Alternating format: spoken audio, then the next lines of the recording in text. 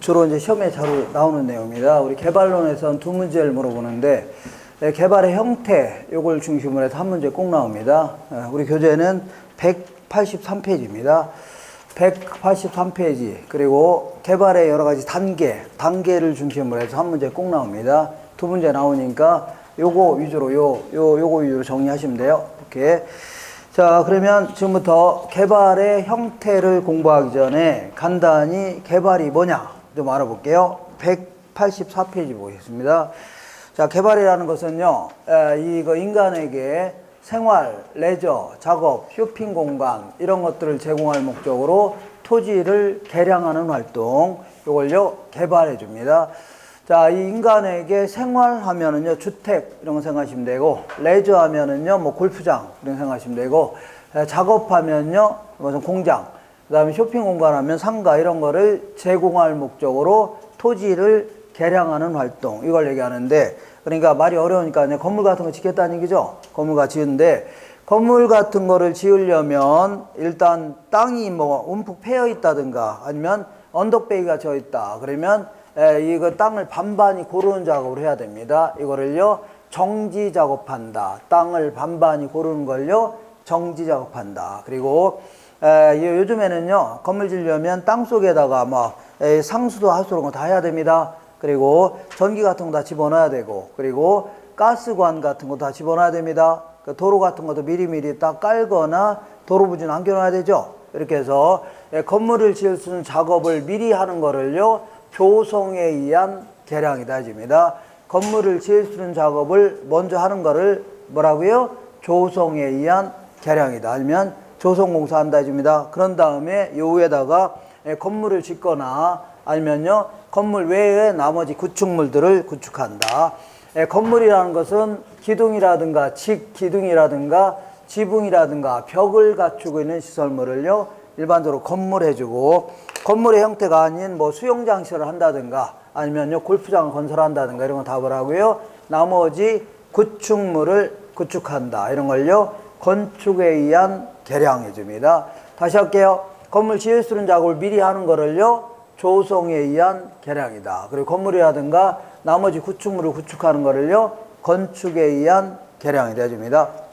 이렇게 하시고, 자, 그러니까 건물 지으려면 건물을 지을 수 있는 작업을 미리 해야 돼, 안 해야 돼요? 해야 된다. 이런 걸 조성공사라는 겁니다. 자, 그리고 우리 부동산 개발업의 관리 및 육성에 관한 법률에 따르면 개발의 정의를 이렇게 하는 겁니다. 첫 번째, 두 번째. 첫 번째는요, 각종 조성하는 행위, 이런 걸요, 조성하는 행위. 그런 다음에 조성 후에 뭐 건물을 건축하거나 대수선하거나 리모델링 이런 거라든가 뭐 용도 변경이라든가 공착물의 설치 이런 걸 다 싸잡아서 이제 건축한다 해주는 겁니다. 넓은 의미에. 알겠죠? 이렇게 표현하는 거니까 이렇게 하시고, 다만 주의할 거는 시공을 담당하는 행위는 제외한다. 시공이라는 것은 건물을 누가 짓냐, 건설업자한테 맡기냐, 내가 직접 하냐 이러니까 아닙니까? 요거는 개발의 방식이지 개발의 정의가 아닙니다. 누가 이거를 맡아서 할 것인가, 이거는 개발의 정의가 아니라 개발을 어떤 식으로 할 것인가, 이 개발의 방식이지 개발의 정의가 아닙니다. 알겠죠? 그러니까 시공을 담당하는 행위는 어떻다고요? 제외한다. 이렇게 하시고, 자, 지금부터 개발의 형식들을 좀 계속 알아보겠습니다. 개발의 다양한 형태들, 개발의 다양한 형태 이런 거 좀 알아볼게요. 자, 먼저 개발의 주체에 따라서 보통 이제 국가라든가 지자체, 정부 투자기관이 개발의 주체가 되는 걸요 공적 주체다 아니면 제1섹터 이렇게 합니다. 그 다음에 개인, 기업, 토지 소유자 이런 사람들이 개발의 주체가 되는 거를요 사적 주체다 아니면요 제2섹터 해줍니다. 민간이 개발의 주체가 되는 거를. 세 번째는요 민간과 공적 주체하고 사적 주체가 공동으로 사업에 참여할 수 있는 거를요 제3섹터 이렇게 합니다. 제3섹터 이렇게 하시면 돼요. 자, 그 다음에 용지 취득 방식에 따라 단순 개발 방식이라는 게 있고, 환지 방식, 매수 방식, 혼합 방식, 용지 취득 방식에 따라 구분할 수 있는데, 단순 개발 방식은요 내가 내 땅을 하나 구입해서 돈 주고 사서 원룸 하나 짓겠다는 얘기죠. 이런 형태를요 단순 개발 방식 해주고, 그 다음에 환지 방식이라든가 매수 방식은요, 어떤 환지 방식은 택지를 개발한 후에 개발된 토지를 원래 소유주한테 재분배하는 형태, 이런 형태를요 환지 방식. 우리 부동산학에서는요 토지 구획 정리 사업 이렇게 표현합니다. 매수 방식을 다른 말로 수용 방식을 하는데, 이거는요 사업 시행자의 수용 방식에 의해서 개발하는 거 있죠. 이걸 뭐라고요? 매수 방식 하면은 수용 방식이라는 겁니다. 부동산학에서는요 택지 공용 개발 방식이다 해줍니다. 혼합 방식은요 환지 방식과 매수 방식을 적절히 섞어서 하는 거를요 혼합 방식이다 해줍니다. 먼저 환지 방식에 대해서 좀 알아볼게요. 도시 개발 사업을 예를 들어 볼게요. 도시 개발. 자, 여기다가 이제 도시를 개발하려고 한다 치자.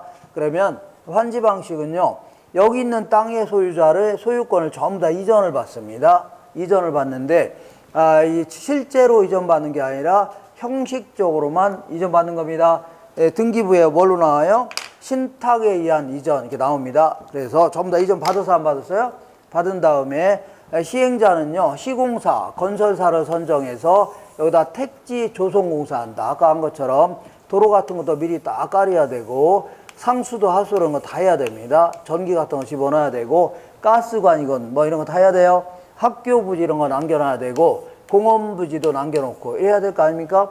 그죠? 이런 걸요 택지 조성공사 한다, 아니면 기반시설을 공사한다 해줍니다. 그 다음에 요 남는 땅들 있어 없어요? 있죠? 요거를요 원래 소유자한테 되돌려 주는 겁니다. 이렇게 하는 거를요 환지 방식이다 해줍니다. 그래서 만약에 갑이라는 사람이 이만한 땅을 갖고 있었다 그러면 나중에 다시 돌려받는 땅은 똑같은 크기의 땅을 받을래나요? 아니죠. 왜냐하면 종전에는 논밭이었는데 지금은 건물 지을 수 있는 비싼 땅으로 바뀌었죠. 그래서 종전의 땅의 가격이라든가 위치, 지목 이런 거 다 감안해서 자, 환지 처분에 따라서 요거보다 훨씬 작은 땅을 줍니다. 이걸요 환지해 줍니다. 그러면 한 사람당 이만큼 남아 안 남아요? 남죠. 이건 거의 대부분 공공시설 용지로 들어간 땅입니다. 이걸요 보류지 이렇게 합니다. 근데 이 택지 조성공사 하려면 수천억 원이 소요될 거 아닙니까? 그래서 보류주 중에 일부는요 이 경비에 조성공사에 소요된 경비에 충당하기 위해서 남겨놔야 됩니다. 이거를요 채비지 이렇게 합니다. 자, 이런 식으로 진행하는 형태를요 환지 방식이다 해줍니다. 이번엔 매수 방식 알아볼게요. 아니면 수용 방식. 여기다 도시를 만들려고 한다 그러면 시행자가 이제 여기 있는 땅에 좀 소유권을 이전받는데, 이거는 실제로 이전받는 겁니다. 처음부터 이제 보상금을 책정해서 다 여기 있는 사람들 다 내쫓아버리는 겁니다. 보상금 주면서 내쫓아버리는 아주 사유재산권의 침해 정도가 아주 큰 이러한 방식이 뭐예요? 매수 방식입니다. 알겠죠? 이렇게 어쨌거나 전부 다 내쫓았다 그러면 시행자는 시공사 선정해서 택지 조성공사 합니다. 이런 조성공사 한 다음에 남는 땅들을요 주로 건설사한테 매각합니다. 건설사. 그러면 건설사가 여기다가 이제 건물도 짓고 아파트도 짓고 상가도 짓고 이렇게 하겠다는 얘기죠.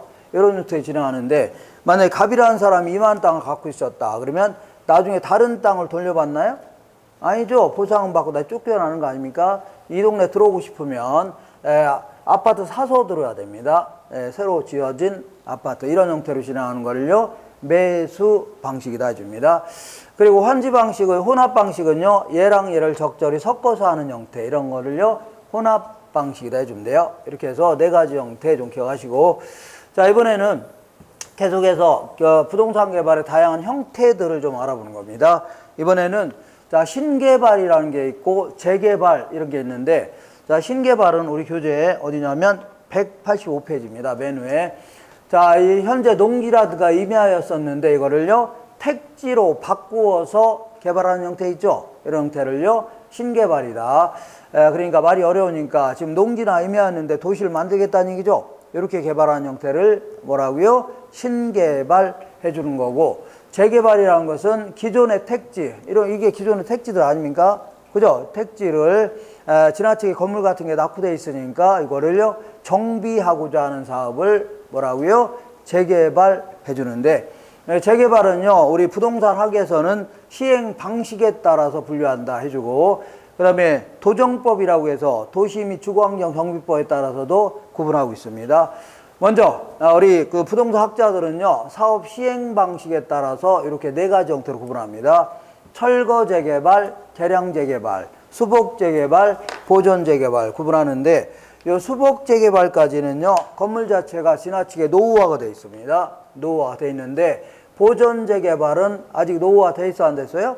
안 돼 있다. 이런 상태에서 철거 재개발은 그야말로 다 때려 부수고 다시 짓는 걸 얘기합니다. 철거 후에 새롭게 시설하는 거를요, 철거 재개발. 그 다음에 개량 재개발은 리모델링 같은 거 생각하시면 돼요. 리모델링. 그래서 기존 시설은 그대로 놔둔 상태에서 확장한다는 얘기는 보통 이제 층수를 높인다 뭐 이런 걸 얘기합니다. 층수나 연면적을 높이는 거를요, 확장한다. 첨가한다는 얘기는 엘리베이터 같은 거 새로 설치할 수도 있겠네요. 그 다음에 개선하는 것은요, 대수선 같은 거 하는 거 이런 걸요, 개선한다. 이렇게 해서 리모델링 위주로 진행하는 형태를요, 개량 재개발 이렇게 합니다. 그 다음에 수복 재개발은요, 건물 자체는 다른 건 다 멀쩡한데 이 엘리베이터만 지나치게 노후화되어 있다는 얘기죠. 요것만 교체하면 되겠네요. 이런 식으로 노후화된 요인만 이거를 제거한다 이렇게 표현합니다. 이런 걸요, 수복 재개발해 줍니다. 그 다음에 보존 재개발은 아직 노후화가 돼 있어, 안 돼 있어요? 아직 안 돼 있는 상태에서 앞으로 노후화가 될 걸 대비해서 미리미리 예방 조치를 취하는 거, 이런 걸 뭐라 한다고요? 보존 재개발. 어떤 분이 나이가 한 50 정도 됐는데 아직 노후화가 된 건 아니죠, 여성분이. 앞으로 이제 노후화가 될 걸 대비해서 미리미리 불로장생 보약 같은 거 먹는다든가, 아니면 안티에이징 같은 화장품 있죠? 늙지 말라고 바르는 화장품 이런 거 막 찍어 바르는 이런 형태를 뭐라고요? 보존 재개발 해주면 돼요. 자, 이거 간단히 아시고, 그 다음에 이번에는 우리나라 이제 도시 및 주거환경 정비법이라고 있습니다. 거기에 따라서 크게 이제 세 가지 형태로 구분되는데, 자, 요거는요, 잡다하게 써 있는데, 그러면 이제 문제 풀기가 힘듭니다. 한 2번 정도 물어봤는데, 10년 동안. 자, 잡다하게 물어보면 힘드니까, 여기서는 요 정도만 기억하시면 돼요. 자, 주거 환경 개선 사업이다. 이렇게, 이런 게 있고요. 재개발 사업이라는 게 있습니다. 그리고요, 재건축 사업이다. 자, 문제 풀기 위해서는 이렇게 간단히 하는 게 좋습니다. 간단히. 얘는 주거 환경 개선 사업은요, 도시 저소득층 주민들이 집단적으로 밀집되어 있는 지역을 얘기합니다. 집단적으로 밀집되어 있는 지역에 있는데, 달동네 생각하시면 돼요. 달동네. 주거 환경이 극히 열악하다. 극히 열악하다. 그러니까 여기는 뭐 불나도 소방차도 못 올라갑니다. 그리고 버스 타려면 한참 내려가서 타야 되고, 그 다음에 뭐 홍수만 좀 나면 축대가 무너지고, 공원 같은 거는 찾아볼래다 찾아볼 수도 없고, 쓰레기는 아무 데나 방치해 놓고, 이러한 지역 있죠? 이런 지역에 밀어버리고 다시 이제 주거지역을 정비하겠다는 얘기입니다. 극히 열악해서 주거지역을 정비하고자 하는 사업을요, 주거환경 개선 사업이다. 그 다음에 재개발 사업은요, 기반시설 자체가 열악하다 이렇게 얘기합니다. 열악하다. 자, 그래서 어떤 지역이 기반시설 자체가 지나치게 버스도 못 다니고, 그 다음에 공원 같은 것도 거의 없고 막 이렇다는 얘기죠. 병원도 찾기도 힘들고, 축대 같은 것도 무너지고 막 이렇게. 자, 이렇게 열악하기 때문에 요 지역을 완전히 밀어버리는 겁니다. 불도저로 밀어본 다음에 기반시설을 다시 하는 겁니다. 이렇게 도로도 깔고 공원도 만들고 이렇게 해서 재개발 사업은요, 뭐 주거지역이라든가 아니면요 상업지역 아니면은요 공업지역을 정비하고자 하는 사업을요 재개발 사업이다 이렇게 하고, 그 다음에 재건축 사업은요 기반시설 자체는 양호하다. 양호한데 아파트 5단지, 주공 5단지 아파트 주민들이, 아줌마들이 모여서 우리 주변에 이제 도로 같은 건 잘 깔려져 있습니다. 버스도 잘 다니고, 주변에 공원도 좀 적당히 갖춰져 있고 한데, 아파트가 너무 오래되고 하니까 요거 때려 부수고 다시 짓겠다는 얘기죠. 그러면서 재건축에 따른 이익을 노리겠다는 얘기입니다. 그래서 요것도 마찬가지로 주거지역, 아파트 단지인 주거지역을 정비하고자 하는 사업을요 재건축 사업이라는 겁니다. 시험에 물어본다면 요것만 알아도 문제 풀 수 있습니다. 얘는요 극히 열악하다, 얘는요 열악하다, 얘는요 양호하다. 알겠죠? 이렇게 정리하시면 돼요. 지워도 되죠? 지우겠습니다. 이렇게. 자, 여기 다 써 있으니까 이렇게 정리하시고, 이렇게 지저분하게 써 있으면요, 문제 풀기가 힘들어요. 이렇게. 자, 그 다음에 이번에는 이 개발의 주체가 누구냐에 따라서 크게 세 가지 형태로 구분해 볼 수 있습니다. 공영개발, 민간개발, 그 다음요, 민자, 유치사업, 이렇게 세 가지 형태로 구분해 볼 수 있습니다. 개발의 주체가 누구냐에 따라서. 자, 써볼게요. 자, 얘는요, 공영개발이다. 자, 얘는요, 자, 민간개발이다. 민간개발. 요거는요, 민자, 유치사업. 이렇게 세 가지 형태로 구분해 볼 수 있습니다. 개발의 주체에 따라서. 자, 민간개발은 또다시 한 네 가지 형태로 한번 구분해 보겠습니다. 네 가지. 먼저 자체개발이다. 자체개발. 그 다음에 지주공동사업이라는 게 있습니다. 지주공동사업은 땅 주인하고, 그 다음 개발업자가 이제 동업한다 생각하시면 돼요. 동업. 그래서 지분의 형태로 나중에 이익을 나눠 갖는 겁니다. 동업하는 형태. 그 다음에 요 신탁 방식이라는 게 있습니다. 신탁회사에 맡기는 형태. 그 다음에 기타 이제 컨소시엄 구성 방식이다. 이런 것도 있고, 그 다음에 투자자 모집형 이런 것도 있습니다. 모집형. 그 다음에 또 하나 더 한다면 차지 방식이라는 게 있습니다. 땅을 빌려서 개발하는 형태를요, 차지 방식이다. 이렇게 해서 구분해보고, 그 다음에 민자 유치사업은요, 크게 세 가지 형태로 구분해 볼 수 있습니다. BTL 방식이다. BTO 방식이다. 그 다음에 BO 방식. 이렇게 세 가지 형태로 구분합니다. 자, 지금부터 하나하나에 대해서 간단간단히 좀 알아보겠습니다. 간단간단히. 먼저, 공영개발은 개발의 주체가 공공이다. 공공하면요, 국가나 지자체, 정부 투자기관, 지하철 공사라든가 수자원공사 이런 데가 개발의 주체가 되는 거를요, 공영개발 혹은요, 공공개발 이렇게 합니다. 그러면 정부가 정치를 할 것이지 왜 토시장에 들어와서 개발 사업 하려고 하냐? 크게 두 가지 이유 때문에 참여하려고 합니다. 첫 번째는요, 시장 실패가 나타날 수 있습니다.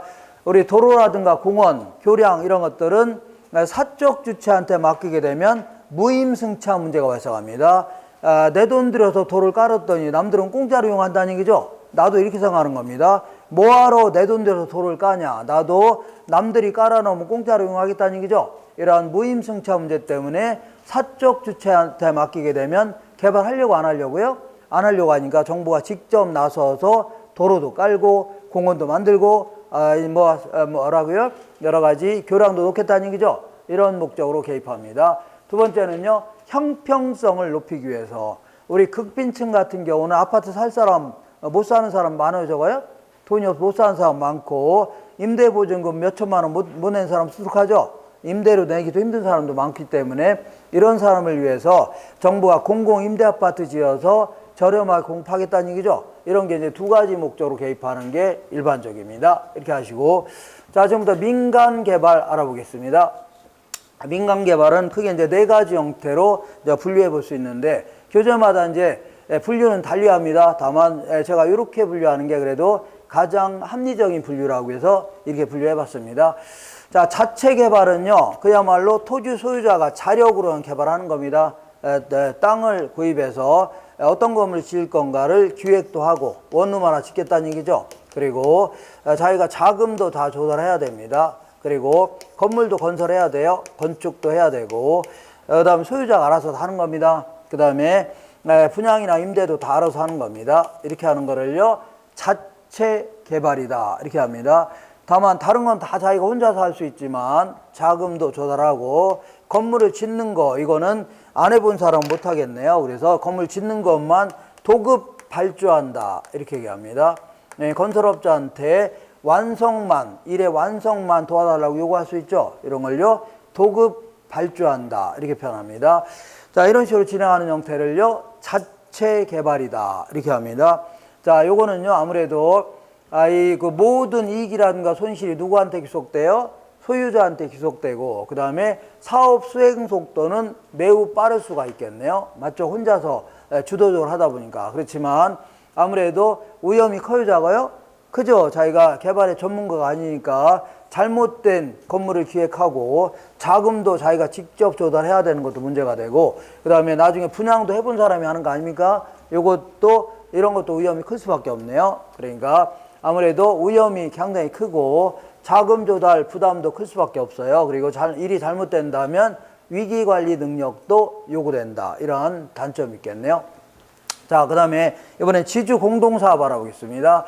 자, 지주 공동사업은 땅 주인하고 개발업자가 동업한다 생각하시면 돼요. 그래서 나중에 이익이 생기면 나눠 갖겠다는 얘기죠. 각자 지분에 따라 나눠 갖는 형태, 이런 형태를 뭐라고요? 지주 공동사업이다. 한번 정의를 볼게요.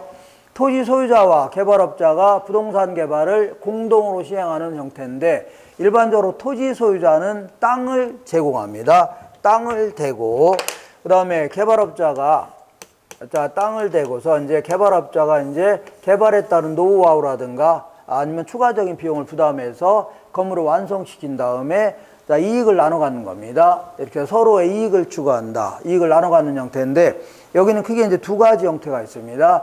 공사비 분양금 지급형이라고 있는데, 요거는 완성된 다음에 건물이 완성되면 이걸 분양하는 겁니다. 분양이에요. 자, 이렇게 소유자는 땅을 대고 개발업자가 이제 자기네 돈을 투입해서 이제 개발하는 게 일반적입니다. 그래서 요거를 분양하게 되면 분양금을 나눠 갖는 형태, 이런 형태를 뭐라 한다고요? 공사비 분양금 지급형해집니다. 보통 어떤 식으로 나누냐면, 소유자는 이제 3억짜리 땅을 제공했고 개발업자가 2억을 투입해서 건물 지었다고 치자. 그래서 분양대금은 10억이 들어왔다고 치자. 그러면 각자 투하된 자본에 비례해서 나눠 갖는 게 일반적입니다. 어떻게 나눠 가져요? 이렇게 나눠 갔는데, 총 투하된 자본이 얼마예요? 5억이죠. 그래서 5분의 1은 분양금 10억 중에 5분의 1은 개발업자, 나머지 5분의 3 누가 가져가요? 소유자가 가져가는, 이러한 형태가 일반적입니다. 이렇게 하는 걸요, 공사비 분양금 지급형. 이번에는 공사비 대물 변제형이라고 있는데, 요거는 공사비를요 물건으로 대신 변제하는 겁니다. 물건으로 대신 변제하는 거를요 대물 변제다 해줍니다. 그래서 완성된 건물을 분양하기 전에 건물을 나눠 갖는 겁니다. 건물의 일부를 띄워주기로 한 조건 있죠. 이런 식으로 하는 거를요 공사비 대물 변제형인데, 그 중에서 가장 대표인 게 등가 교환 방식입니다. 등가 교환 방식이 이렇게 나누는 겁니다. 그러니까 총 투하된 자본이 얼마예요? 5억이죠. 그래서 요거를 투하된 자본에 비례해서 나눠 갖는 겁니다. 그래서 이 건물의 5분의 1은 누가 가져가요? 개발업자가 가져가는 거고, 나머지 5분의 3 누가 가져가요? 소유자가 가져가는, 이런 형태를요 등가 교환 방식이다. 이렇게 합니다. 5분의 1은 누가 가져가요? 개발업자. 나머지 5분의 3 누가 가져가요? 소유자가 가져가는, 이런 형태를요 등가 교환 방식이다. 이렇게 하시면 되고, 자, 지금부터 신탁 방식 알아보겠습니다. 자, 신탁 방식은 자주 물어보니까 요거는 잘 정리가 되셔야 됩니다. 자, 신탁 방식은요, 신탁회사한테 이제 믿고 맡기는 형태, 이런 형태를요 신탁 방식이라 하는데, 이건 크게 두 가지 형태로 사업 수탁 방식이라는 게 있고 토지 신탁 방식이라는 게 있습니다. 근데 요거는 신탁 법에 따라 진행하는 형태이기 때문에 우리가 일반적으로 신탁 방식 하면 요걸 얘기합니다. 주로 요걸 얘기하는데, 요것도 넓은 의미의 신탁 방식이 될 수 있기 때문에 묶어 놓은 겁니다. 그리고 문제 물어볼 때도 이게 묶어서 잘 주저 물어보니까 이렇게 해서 합쳐서 정리하는 게 좋아요. 되셨죠? 그래서 요거는 신탁회사라든가 개발업자한테 믿고 맡기는 거를요 신탁한다 해줍니다. 내 땅 좀 개발해달라고 맡기는 걸 뭐라고요? 신탁한다, 이렇게 하는데, 이게 가장 큰 차이점은요, 얘는 소유권을 믿고 맡길 때 이전하는 건 아닙니다. 근데 요거는요 소유권까지도 이전합니다. 그래서 실제로 이전하는 건 아니고 등기부에 신탁으로 인한 이전 나옵니다. 그러니까 믿고 맡겼다는 얘기죠. 이렇게 나옵니다. 그래서 그러면 소유권까지 믿고 맡긴 이유가 뭐냐 하면 논리 자체가 이겁니다. 요거는 소규모 개발 사업, 요거는요 대규모 개발 사업에 주로 이제 KB부동산신탁이라든가 한국토지신탁, 이런 업체들이 주로 참여하는데, 소유권까지 이전한 이유는 어떤 분이 평생을 농사만 지어왔는데 70년 동안 70세인데 60년 가까이 농사만 지어왔는데 어느 날 이 땅이 도시적으로 바뀐 거 아닙니까? 그래서 자기도 이제 건물 좀 지어서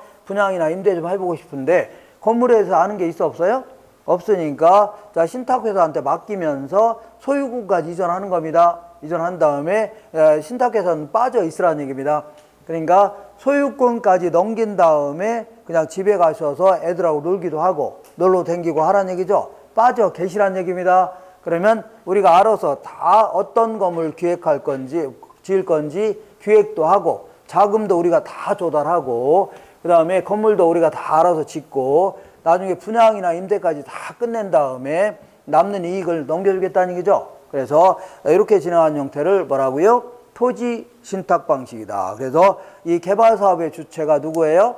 신탁회사입니다. 그래서 신탁회사가 사업도 기획하고 어떤 건물 지을지 그 다음에 건물도 짓고 자금도 다 조달해야 됩니다. 그리고 건물의 완성까지 다 시켜야 돼요. 분양이나 임대까지 다 끝내야 됩니다.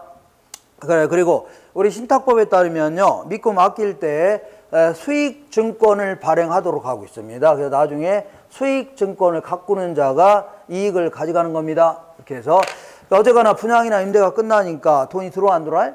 들어오면 여기서 얘들 들어간 비용 다 빼야 됩니다. 비용 다 빼고 그리고 얘나 얘나 똑같은 점이 있다면 사전에 약속한 수수료를 얘들은 챙기는 겁니다. 이 사업이 성공해서 많이 받거나 아니면 적게 받고 이런 거 아닙니다. 지분에 따라 많이 받고 적게 받고가 아니라 처음부터 약속한 얼마 받겠다고 약속한 수수료 있어 없어요? 요거 뺀 나머지 이득을요 수익 증권의 소유자한테 돌려주는 겁니다. 물론 소유자가 수익증을 갖고 있으면 소유자한테 주면 되지만 이건 유가증권이기 때문에 돈이 급하면 팔 수도 있거든요. 그러면 수익증권을 가꾸는 자한테 돈을 줘야 됩니다. 이런 형태로 진행하는 거를요 토지 신탁 방식 해주고 그 다음에 사업 수탁 방식은요 소유권을 이전하는 건 아니기 때문에 소유자가 사업도 기획해야 돼요. 어떤 건물 지을지를 고민도 해야 되고 그 다음에 자금도 다 조달해야 돼요. 그래서 실질적인 사업의 주체는 누구라고요? 토지 소유자입니다. 그러면 어쨌거나 이 돈 가지고 개발업자는 건물 지으면 이제 사업 수탁 방식은 분양이나 임대까지 다 끝나는 조건입니다. 일반적으로. 그래서 분양이나 임대까지 다 한 다음에 얘들도 들어간 돈 있으면 비용 다 빼야 돼요. 그리고 얘들도 요거랑 똑같은 점이 있다면 사전에 약속한 수수료를 지도하는 겁니다. 그런 다음에 남는 이익을요 소유주한테 넘겨주는 이런 형태를 뭘 한다고요? 사업 수탁 방식 해줍니다. 이거 자주 물어보니까 차이점을 기억하셔야 돼요. 얘는 소유권 이전해야 하네요? 안 하고 사업 주체가 누구예요? 소유자다. 얘는요 소유권 이전해야 하네요? 하니까 사업 주체가 누구예요? 신탁회사이다. 둘 다 동일한 점이 있다면 사전에 약속한 수수료를 지도간다. 이거 정도를 기억하시면 돼요. 자, 그 다음에 기타 다양한 잡다한 방식들 알아볼게요. 187페이지 볼게요. 투자자 모집형이라고 있는데 이걸 아까 얘기했던 신디케이트 방식을 얘기합니다. 신디케이트 방식은요. 개발업자한테 지분 투자자 형태로 참여하는 겁니다. 어떤 형태라고요? 지분 투자자 형태로 참여하는 형태 있죠. 이렇게 해서 나중에 개발 사업이 성공하면 돈을 많이 받습니다. 성공하지 못하면요 조금만 받는 겁니다.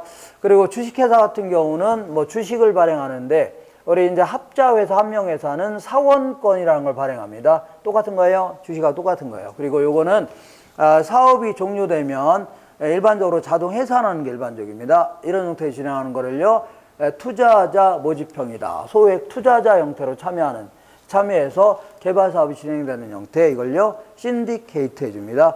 그 다음에 컨소시엄 구성 방식은 이 대규모 동해안에다가 대규모 석유 시추 사업을 하려고 한다. 그러면 엄청난 대규모 건설 사업 아닙니까? 그러면 여러 건설사들도 참여할 수 있고 정유회사도 이제 참여할 수도 있을 겁니다.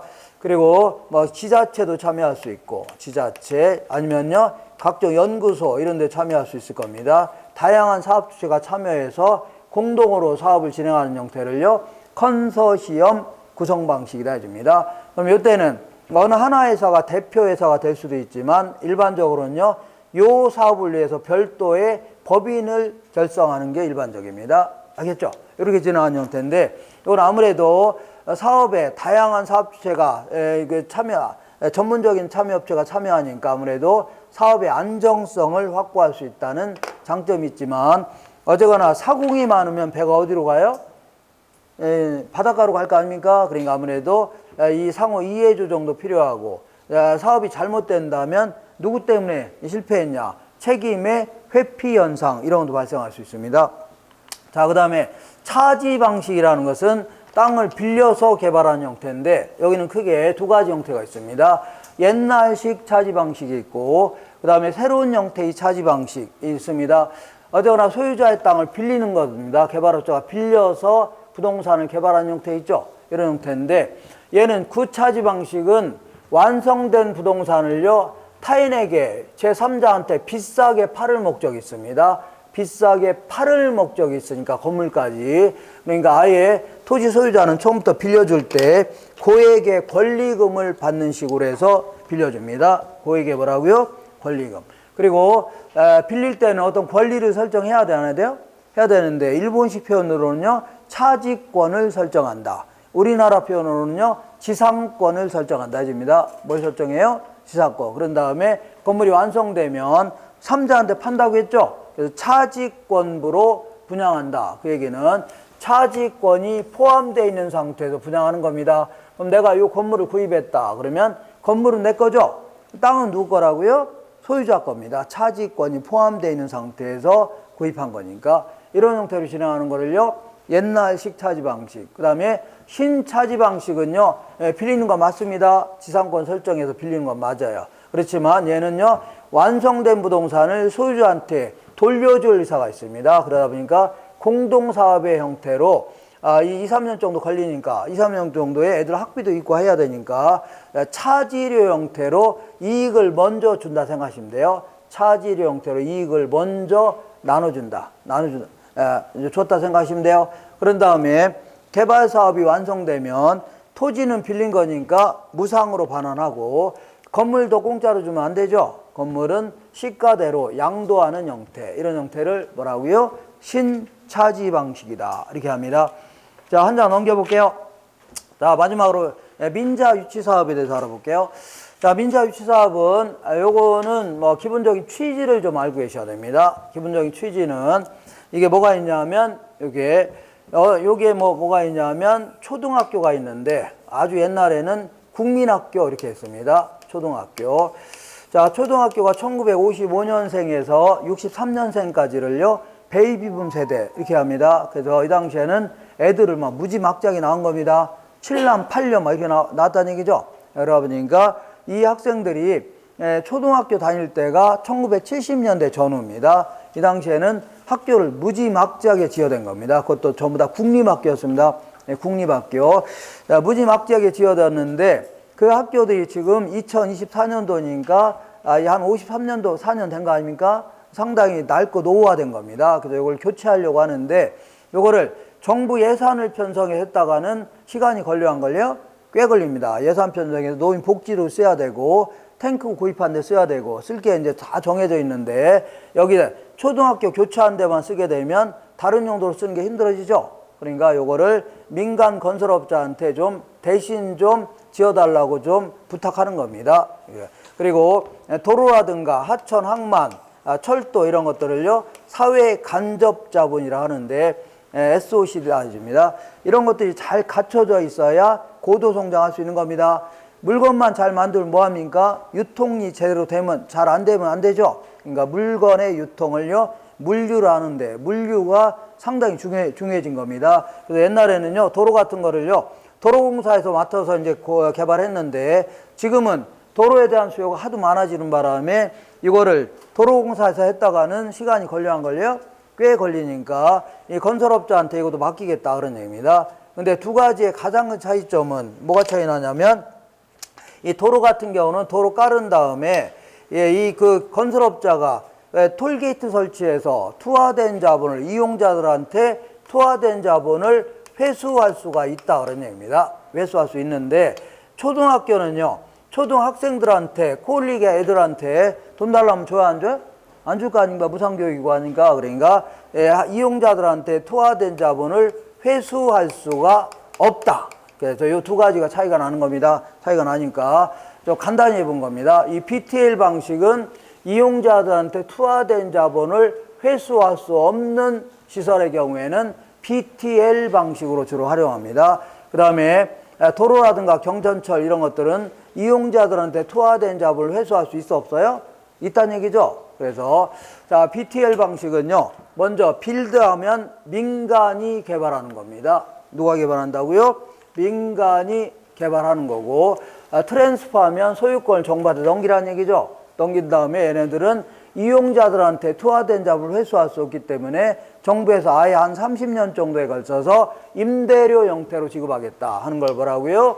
BTL 방식이다 집니다. 무슨 방식이라고요? 임대료 형태로 30년 정도에 걸쳐 주겠다. 그 다음에 BTO 방식은요, 먼저 민간이 개발하는 겁니다. 이걸요 빌드, 그 다음에 소유권 정부에서 넘기라는 얘기죠. 이걸요 트랜스퍼다. 그리고 요거는 이용자들한테 투하된 자본을 회수할 수 있기 때문에 니네들이 운용해가면서 회수해가라 하는 걸요, 이걸 오퍼레이트 해줍니다. 오퍼레이트 하면요 운용하다 이런 뜻이에요. 알겠죠? 이렇게 진행하는 형태를 뭐라고요? BTO 방식이라는 겁니다. 근데 만약 운영하다 수입이 손해나면 어떻게 하냐? 손해나면 정부에서 채워주겠다 나옵니다. 자, 그 다음에 이걸 순서를 바꿔서 할 수 있습니다.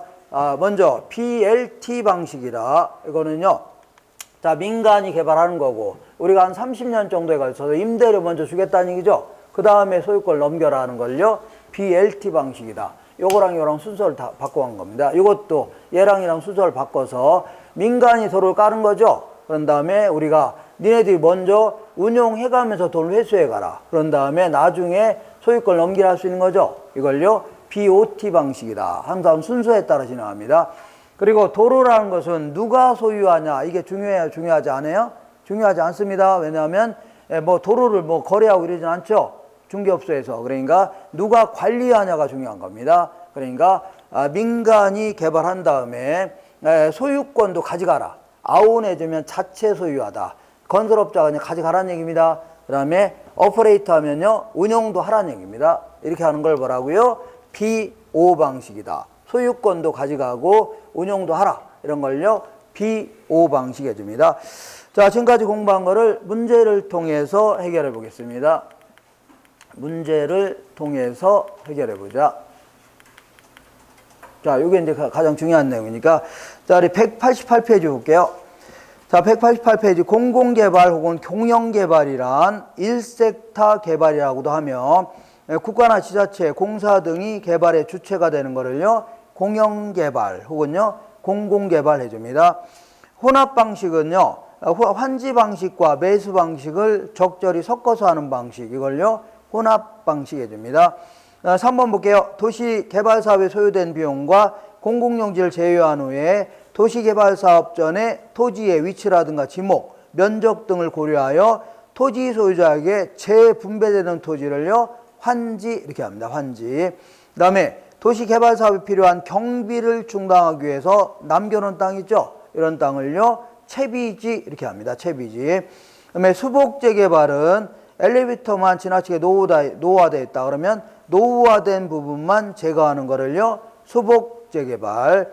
자체 개발 사업은 본인이 알아서, 소유자가 알아서 기획하고 자금 조달하고 건물 짓고 하는 걸 다 자체 개발 사업은 토지 소유자에 의한 자력 개발을 의미하는데, 불확실하거나 위험도가 큰 부동산 개발 사업에 대해서는 위험을 모두 누가 부담해요? 소유자가 부담하는 단점이 있겠네요. 지주 공동사업은 동업한다 생각하시면 돼요. 토지 소유자와 개발업자가 부동산 개발을 공동으로 시행하는 방식으로서 일반적으로 토지 소유자는 땅만 제공합니다. 나머지 개발에 따른 노후화라든가 추가적인 자금은 개발업자가 부담해서 서로의 이익을 추구한다는 얘기는 나중에 이익을 나눠 갖겠다는 얘기죠. 그런 형태입니다. 그 다음 8번 볼게요. 토지 소유자가 사업을 시행하면서 건설업자에게 공사를 발주한 다음에 공사비의 지급은요 분양 수익금으로 지급한다면, 이거 아까 얘기한 대로 지주 공동사업 중에 공사비 분양금 지급형 아니면요 분양금 공사비 지급형이 됩니다. 그 다음에 자, 9번 볼게요. 토지 소유자가 제공한 토지에 개발업자가 공사비를 부담하여 부동산을 개발한 다음에 개발된 부동산을 제공된 토지 가격과 공사비의 비율로 나눈다면 이걸 뭐라 한다고요? 등가 교환 방식 이렇게 합니다. 그 다음에 10번 볼게요. 토지 신탁 방식은 요걸 얘기합니다. 신탁 방식. 토지 신탁 방식은 소유권을 이전하고 사업 주체는 신탁회사이지만 사업 수탁 방식은요, 소유권을 이전하지 아니하면서 사업 주체는 누구라고요? 토지 소유자가 되는 겁니다. 토지 소유자. 그 다음에 토지 신탁 방식에서는 신탁사가 건설 자금의 부족 자금을 다 누가 부담한다고요? 신탁회사가 부담하는 겁니다. 그 다음에 조달한다. 그 다음 12번 볼게요. 토지 신탁 방식은요, 토지 소유자로부터 형식적으로 소유권을 이전받은 신탁회사가 토지를 개발관리 처분하여 그 수익을 수익자에게 돌려준다. 소유권 이전받은 신탁회사가 다 개발한 다음에 돌려주겠다. 그런 얘기입니다. 그 다음에 13번 볼게요. 개발사업에 있어서 사업자금의 조달 또는 상호 기술 보완 등 필요에 따라 법인 간에 컨소시엄을 구성하여 사업을 추진한다면 답이 나와 있네요. 이를 뭐라고요? 컨소시엄 구성 방식이다. 그 다음에 14번 볼게요. BLT 방식이다. 만나보겠습니다. 항상 순서에 따라 진행합니다. 순서에 따라서 진행한다. 이렇게. 자, 볼게요. 자, BTL 방식이네요. 맞나요? BTL 방식이 먼저 나왔네요. 자, BTL 방식을 만나보겠습니다. 민간 사업자가 공공시설을 건설했다. 이거를 이 빌드해 줍니다. 건설하는 거를. 그 다음에 정부의 소유권을 이전했다. 이거를요, 트랜스퍼해 줍니다. 그 다음에 맨 끝에서 어떤 얘기 하나 봐야 돼요. 일정 기간 정부로부터 임대료를 받아서 투자 비용을 회수한다. 그럼 리스가 나됩니다. 리스. BTL 방식이네요. 자, 그 다음에 자, BTO 만나볼게요. 민간 사업자가 공공시설을 건설했다. 그러면 자, 이 빌드가 나됩니다. 정부의 소유권을 이전했다. 그러면 요거는요, 자, 트랜스퍼가 나됩니다. 일정 기간 정부로부터 시설 관리 운영권을 부여받아 운용해가면서 회수해가라. 그러면 오퍼레이터가 나옵니다. 운용하다. 그러니까 BTO 방식입니다. 그 다음에 자, 이거 볼게요. 자, BOT 방식은 민간 사업자가 자금을 조달하여 시설을 건설했다. 그러면 빌드가 나됩니다. 일정 기간 소유 및 운영을 한 뒤, 아직 넘기긴 안 했죠? 운용한 뒤, 그러니까 오퍼레이트가 나됩니다. 그 다음에 사업이 종료된 후 국가 또는 지자체 등에게 시설의 소유권을 이전하겠다. 이때 소유권을 넘기겠다는 얘기죠. BOT 방식이 됩니다. BOT. 그 다음에 BO 방식은 시설의 준공과 함께 사업 시행자가 소유권도 가져가고, 그 다음에 그 다음에 운영도 직접 하라는 얘기입니다. 오퍼레이트. 준공과 함께 BOO 방식을 얘기합니다. BO 방식. 이렇게 정리하시면 돼요. 되셨죠? 이렇게. 자, 한 장 넘겨보겠습니다. 이렇게 해서 이 정도 내용 가지고 한 문제 꼭 나오니까 잘 정리해 두셔야 돼요. 자, 오늘은요, 한 2시 한 10분쯤에 끝낼 거니까 그런 줄 아세요? 2시, 여기는 늦게 시작하니까 그렇게 되더라고요. 그러니까 2시 한 10분쯤에 끝낼 거니까 그런 줄 아세요? 네, 잠깐 좀 시작하다가 끝내겠습니다. 저 쉬겠습니다. 자, 부동산 개발의 과정, 여기서 한 문제 거의 나옵니다. 나오니까 잘 정리해 두셔야 돼요, 이것도. 자, 개발의 단계 혹은 개발의 과정은 이렇게 진행합니다. 자, 구전, 부실, 근검마다. 이게 순서를 좀 기억하셔야 돼요. 최근 10년 동안 2번을 물어봤습니다. 자, 구, 전, 부, 실, 금, 건, 마. 이렇게. 자, 이렇게 해서 순서에 따라서 진행합니다. 먼저, 자, 구상 단계 혹은 아이디어 창출 단계. 요거는요, 어떤 건물을 지을 건지 고민도 해보고, 전문가한테 물어보기도 하고, 이런 단계를요, 구상 단계다. 내가 여기다가 A라는 오피스텔, 30층짜리 A라는 오피스텔을 짓겠다. 이렇게 해서, 빈둥빈둥거리면서 구상해보는 단계, 생각해보는 단계를요, 구상 단계. 그 다음에 전실행 가능성 분석을 다른 말로요, 예비적 타당성 분석이라 하는데, 여기는 계략적이라는 표현이 나와야 됩니다. 계략적으로 수익 비용을 분석하는 겁니다. 왜 계략적이냐면, 땅을 구입했어, 안 했어요? 안 했기 때문에 아직은 얼마가 들어갈지 확실히 모르는 거죠. 그래서 계략적으로만 수익 비용을 분석하는데 이걸 왜 이걸 하려고 하냐면 부지를 구입할지를 결정하려고 하는 겁니다. 실질적으로. 그래서 여기서 이제 수익이 비용보다 클 것 같다. 그러면 부지를 구입하는 단계입니다. 그런 다음에 실행 가능성. 여기서 이제 본 타당성. 그래서 타당성 분석한다 해줍니다. 예타, 본타 이렇게 좀 되겠네요. 그 자주 나오는 예타, 본타. 여기서 이제 최종 결정하는 겁니다. 최종 결정하는 건데 우리 요거는 일본식 타당성 분석이고 여기는 별로 많이 안 물어봅니다. 그래서 미국에서 돌아온 사람들이 이 부분을요 미국식 타당성 분석이라고 해서 요걸 주로 물어봅니다. 그래서 요거는 간단히 마시면 돼요. 여기서는요 시장 분석과 경제성 분석으로 진행하는데 시장 분석은요 채택 가능성 여부만 분석하는 단계입니다. 이걸요 시장 분석. 그 다음에 경제성 분석은요 여기서 이제 숫자를 동원해서 최종 결정하는 단계입니다. 이거를요 경제성 분석 단계다 해줍니다. 그래서 여기서 개발하려고 결정했다. 그럴 경우는 금융 단계, 자금을 끌어모으는 단계를요 금융 단계. 그 다음에 건설 단계, 건물을 올리는 단계, 이걸요 건설 단계. 그 다음에 마케팅 단계, 여기서는요 건물의 임대라든가 분양을 하는 단계인데 여기서는요 개발의 초기부터 진행시켜야 됩니다. 초기부터 부지를 구입하는 순간부터 개발하려고 작정한 거니까 계속해서 현수막도 걸고 광고도 좀 하고 이렇게 해야 돼요.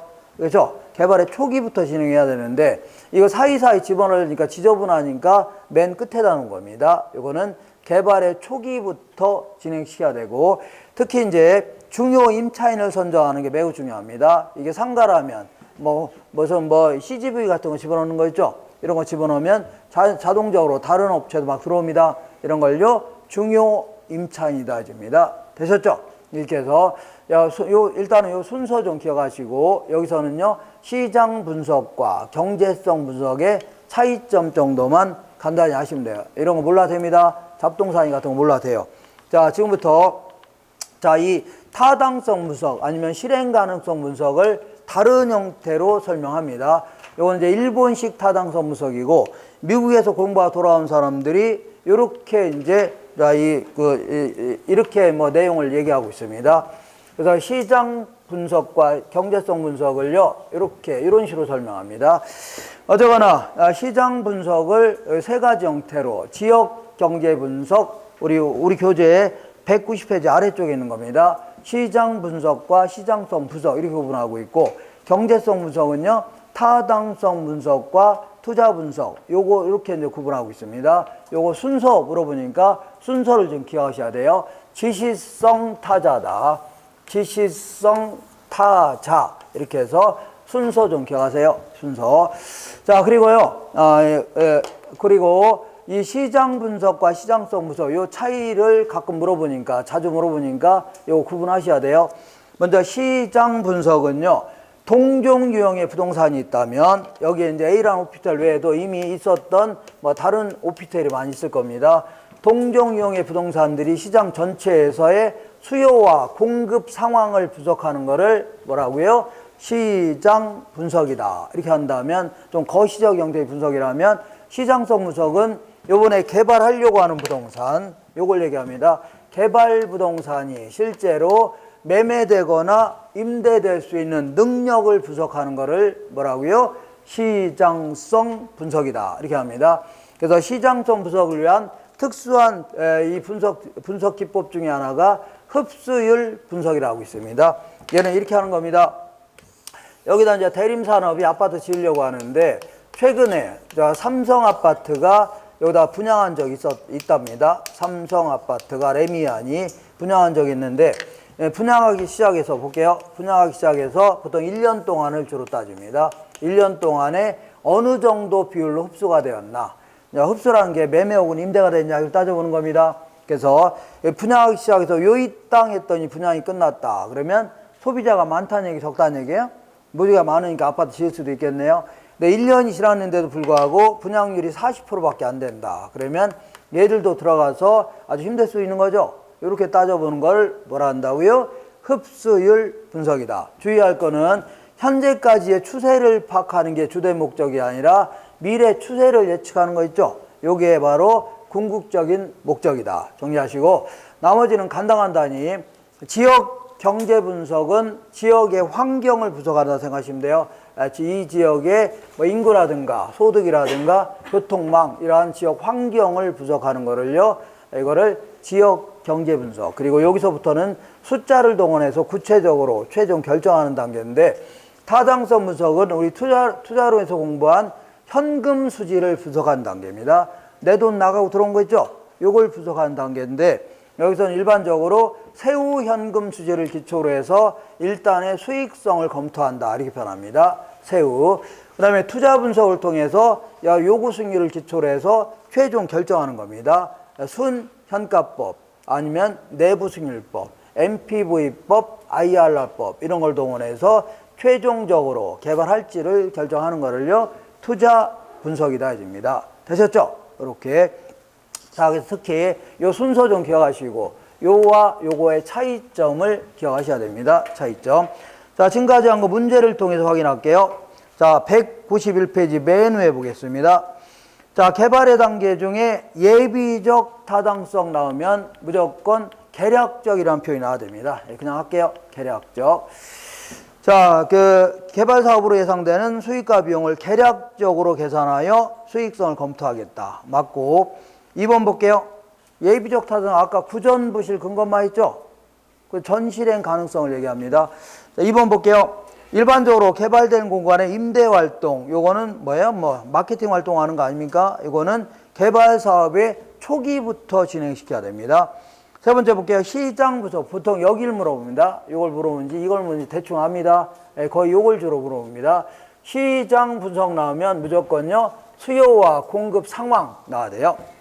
세 번째 볼게요. 시장 분석에서는 특정 지역이라든가 부동산 유형에 대한 수요와 공급 등을 분석한다. 맞고 그 다음에 4번에 시장성 분석 나오면 이거는 매매 혹은 임대 능력 나와야 됩니다. 매매 혹은 임대 능력. 시장성 분석 단계에서는 향후 개발된 부동산이 현재나 미래 상황에서 매매되거나 임대될 수 있는 경쟁력을 분석한다. 맞고 그 다음에 아까 얘기한 대로 흡수율 분석은요. 현재까지 추세를 파악하는 게 목적이 아니라 미래 추세를 예측하는 게 궁극적인 목적입니다. 읽어볼게요. 흡수율 분석의 궁극적 목적은 현재까지의 추세를 통하여 미래 추세를 정확히 파악하는 데 있다. 맞고 자, 그 다음에 여기서 타당성 분석의 결과와 동일하다 하더라도 여기서 최종 결정하는 거죠. 요구 승률 기초로 해서 최종 결정하는 거기 때문에 타당성 분석의 결과와 동일하더라도 여기서 채택될 수 있고 안 될 수도 있는 겁니다. 읽어볼게요. 개발 사업에 대한 타당성 분석 결과가 동일한 경우라 하더라도 분석된 사업화는 개발업자에 따라 채택될 수도 있고 그렇지 않을 수도 있어 없어요? 있다. 이렇게 해주면 돼요. 자, 이렇게 해서 개발에 따른 위험은 잠깐 쉬었다 하겠습니다. 쉬었다가 아까 얘기한 대로 2시 한 10분쯤에 끝낼 거니까 그때 약속하세요.